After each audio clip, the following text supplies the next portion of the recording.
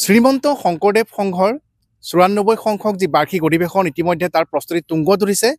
যোৰহাটৰ মহবন্ধাৰ এৰালতলী পথাৰত ইতিমধ্যে দিনে নিশাই শ্ৰীমন্ত শংকৰ সংঘৰ যিসকল সদস্য সকলোৱে ইয়াতে শ্ৰমদান কৰি প্ৰস্তুতি প্ৰায় সম্পূৰ্ণ কৰাৰ দিশে আগবাঢ়িছে। আৰু আমি এই অধিৱেশনস্থলীৰ কেনেধৰণৰ প্ৰস্তুতি চলিছে, কিয়নো এটা ডাঙৰ ইভেণ্ট মেনেজমেণ্ট যদি আমি ক'বলৈ যাওঁ যে এনেধৰণে তেওঁলোকে যি আয়োজন কৰিছে, য'ত নেকি ৩০ৰ পৰা ৪০ লাখ ভক্তৰ ইয়াতে সমাগম ঘটিব। দৈনিক লাখ লাখ ভক্ত এৰালতলী পথাৰৰ এই বৈকুণ্ঠ ধামলৈ আহিব ফেব্ৰুৱাৰী মাহৰ ৬ তাৰিখৰ পৰা ৯ তাৰিখলৈকে।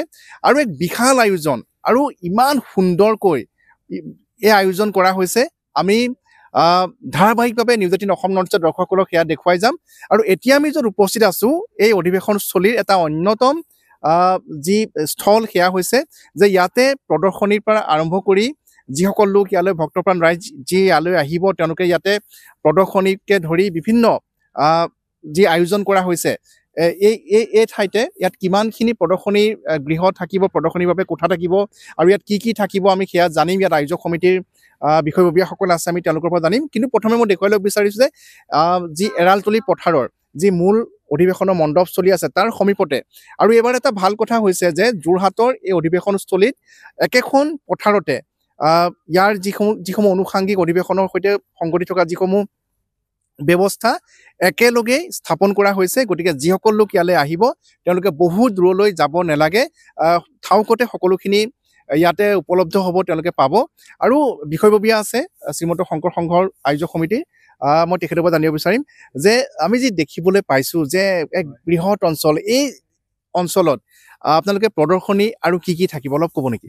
কৃষ্ণ জয়গুৰু শংকৰ ৯৪ সংখ্যক শ্ৰীমন্ত শংকৰদেৱ সংঘৰ ৯৪ সংখ্যক বাৰ্ষিক অধিৱেশন যোৰহাট মহবন্ধা এৰালতলী পথাৰত হ'ব অহা ৬, ৭, ৮, ৯ ফেব্ৰুৱাৰীৰ পৰা।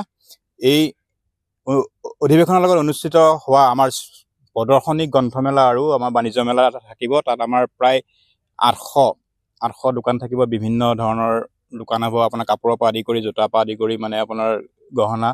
তাৰপাছত আমাৰ প্ৰদৰ্শনী থাকিব, প্ৰদৰ্শনী বিশেষ আকৰ্ষণ হ'ব আমাৰ চক্ৰবিহু এভাগ থাকিব। লগতে আমাৰ আইফেল টাৱাৰ, যিটো প্ৰায় ১০০ ফুট ওখৰ এটা টাৱাৰ থাকিব। লগতে আমাৰ মৰাণৰ হেমব্ৰহ্ম চুতীয়া বাইদেউৰ যি গামোচাত গুণমালা, ইংৰাজী আৰু অসমীয়া দুই ভাগতে আছে, তেখেতে ইয়াত প্ৰদৰ্শিত কৰিব। লগতে আমাৰ সাঁচিপাতৰ পুথি ৮৭খন সাঁচিপাতৰ পুথি, যিখিনি আমি আপুৰুগীয়া পুথি, সেইখিনি আমি ইয়াত প্ৰদৰ্শিত কৰিবৰ কাৰণে আমি ব্যৱস্থা কৰিছোঁ। লগতে আমাৰ মাজুলী মুখাশিল্প ইয়াত প্ৰদৰ্শিত কৰিব। লগতে আমাৰ ইয়াত দৈনিক প্ৰায় ১ লাখ ১.৫ লাখ মানুহ ডেইলি মানে সোমাব, মানে বিভিন্ন ইয়াত চাব আমাৰ।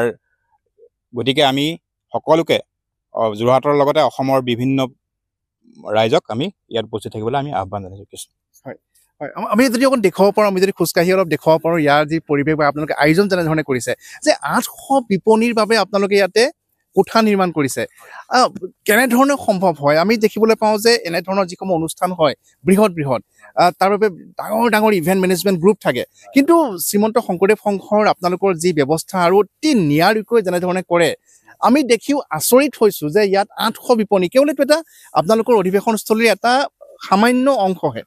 আমি চাওক, আমাৰ আদৰণি সমিতি এখন, আমাৰ আদৰণি সমিতি আছে। আদৰণি সমিতিৰ তলত আমাৰ ৩৫খন উপসমিতি আছে। ৩৫খন যেনেকৈ ধৰক আমাৰ নামঘৰৰ পৰা আদি কৰি বিভিন্ন বিভাগৰ সভাপতি আৰু সম্পাদক হিচাপে লৈ এখন উপসমিতি কৰে। লগতে তেখেতসকলৰ সদস্য থাকে। আমাৰ যিখন বাণিজ্য মেলা আৰু গ্ৰন্থৰ, তাত আমাৰ ৫০জন সদস্য আছে, মানে সভাপতি সম্পাদকক বাদ দি আৰু ৫০জন সদস্য আছে। আমাৰ প্ৰত্যেক বিভাগৰ প্ৰত্যেকজন সমিতিখনক প্ৰত্যেকক এখন দায়িত্ব দি দিয়ে যে সেই দায়িত্বটো আপুনি যেনেকৈ নিয়াৰিকৈ আপোনাৰ মানে প্ৰত্যেকখন সমিতিৰ দায়িত্ব সেই উপসমিতিখনৰ সভাপতি সম্পাদকত থাকে।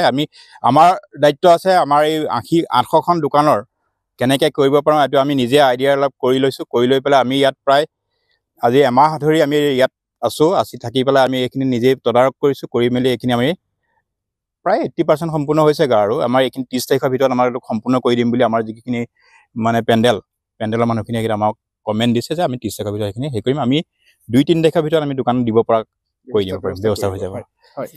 হয় বৰ্তা আপোনাৰ জানিব বিচাৰিম আমি দেখুৱাই থাকিম আমাৰ দৰ্শকসকলক যে কি এক ভব্য আয়োজন চলিছে শ্ৰীমন্ত শংকৰদেৱ সংঘৰ আজি ৯৪ সংখ্যক বাৰ্ষিক অধিৱেশন যোৰহাটৰ এৰালতলী পথাৰত ইয়াতে আয়োজন কৰা হৈছে আৰু যি প্ৰস্তুতি আমি দেখুৱাইছোঁ যে ইয়াতে যি প্ৰদৰ্শনীৰ পৰা আৰম্ভ কৰি গ্ৰন্থমেলা ইয়াতে অনুষ্ঠিত হ'ব আৰু তাৰ বাবে সেই আয়োজন আৰু কেইদিনমানৰ পিছতে ইয়াতে যি এক বৈকুণ্ঠ ধামলৈ পৰিণত হ'ব কেৱল মাত্ৰ ভক্তি ৰসৰ বাণীৰে মুখৰিত হৈ পৰিব এই এৰালতলী পথাৰ আৰু তাৰ সমান্তৰালকৈ অসমৰ বিভিন্ন প্ৰান্তৰ পৰা লাখ লাখ ভক্তৰ ইয়ালৈ আহিব শ্ৰীমন্ত শংকৰদেৱ সংঘৰ অধিৱেশনলৈ আহিব আৰু যি আয়োজন মানে ইমান নিয়াৰিকৈ কেনেধৰণে আপোনালোকে কৰিছে জয়গুৰু শংকৰ শ্ৰীমন্ত শংকৰদেৱ সংঘ যেতিয়াৰ পৰা গঠন হৈছে তেতিয়ালৈকে আজিলৈকে এই অনুষ্ঠানটো একদম নিয়াৰিকৈ চলি আহিছে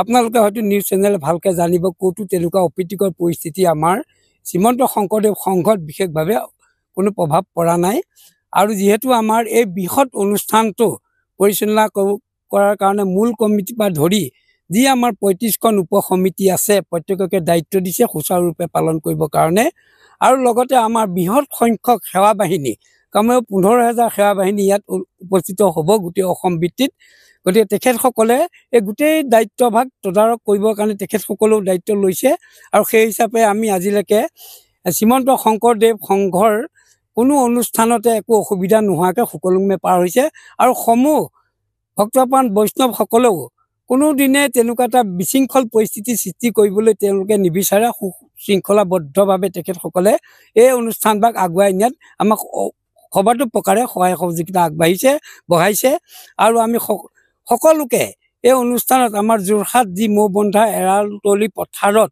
৯৪ সংখ্যক মূলৰ অধিৱেশন ভাগ ইয়াত অনুষ্ঠিত হ'ব আমি সদৌ অসমৰ লগতে ভাৰতবৰ্ষৰ বিভিন্ন প্ৰান্তৰ পৰা ইয়াত আহি ভক্তপ্ৰাণ বৈষ্ণৱসকল আহি উপস্থিত হয় আমি সকলোকে সেৱা ধৰিবৰ কাৰণে আমি সকলোৱে চেষ্টা কৰিছোঁ আমাৰ ইয়াত যি ৮০০খন বিপণী হ'ব তেওঁলোকেও যাতে যোৰহাটত এটা সুনাম কৰি আমি পঠিয়াব পাৰোঁ যাতে ইয়াৰ এটা মনত ভাল ভাৱ লৈ তেখেতসকলে ঘূৰি যাব পাৰে যে সেইটো যাতে ভৱিষ্যতৰ কাৰণে এটা নাম ৰৈ যায় যোৰহাটত আমি তেনেকুৱা এটা চেষ্টা কৰিছোঁ আৰু সকলোৰে যিসকল বিপণী আহিব তেখেতসকলকো আমি সেৱা ধৰিছোঁ যাতে শৃংখলাবদ্ধভাৱে তেখেতসকলৰ যি মনৰ ভাৱ লৈ পেলাই এটা ব্যৱসায় কৰিম বুলি ইয়ালৈ আহিছে তেখেতসকলে আমাক সহায় সহযোগিতা আগবঢ়াব।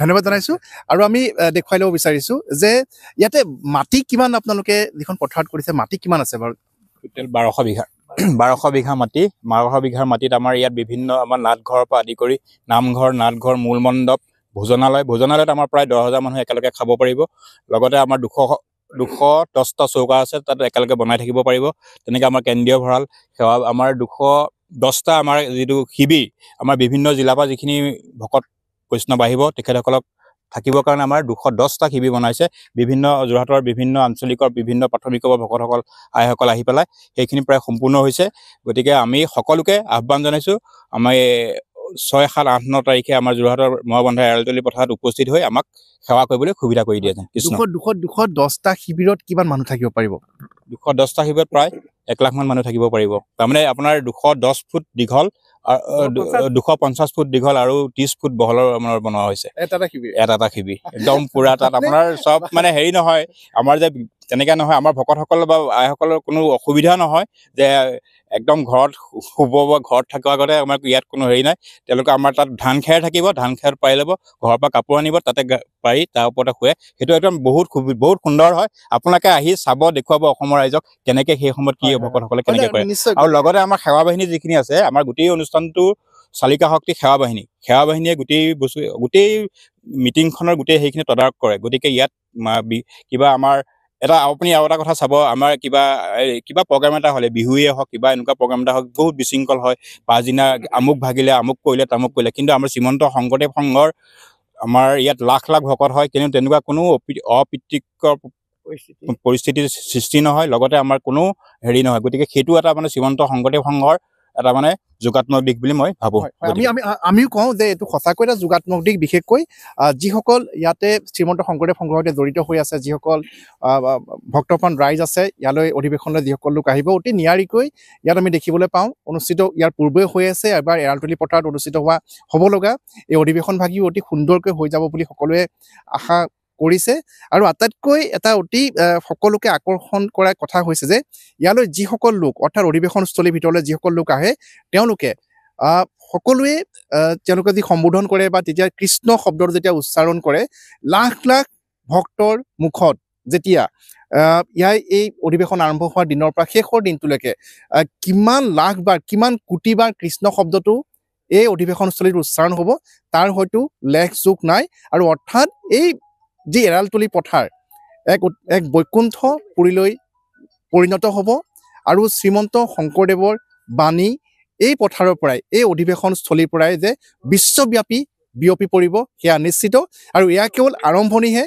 নিউজ 18 অসম নৰ্থ ইষ্টৰ দৰ্শকসকলক আমি এই অধিৱেশনস্থলীৰ প্ৰতিটো খবৰ কেনেধৰণে আয়োজন কৰিছে সকলোখিনি দৈনিক আমি আপোনালোকক দেখুৱাই যাম। কেৱল আপোনালোকে চাই থাকিব নিউজ 18 অসম নৰ্থ ইষ্ট। ধন্যবাদ। আপুনি বিচৰা বাতৰি পাব কেৱল নিউজ 18 এপত। নিউজ 18 এপ ডাউনলোড কৰিবলৈ স্কেন কৰক এই QR কোড। গুগল প্লে ষ্টৰতো পাব এই নিউজ 18 এপ।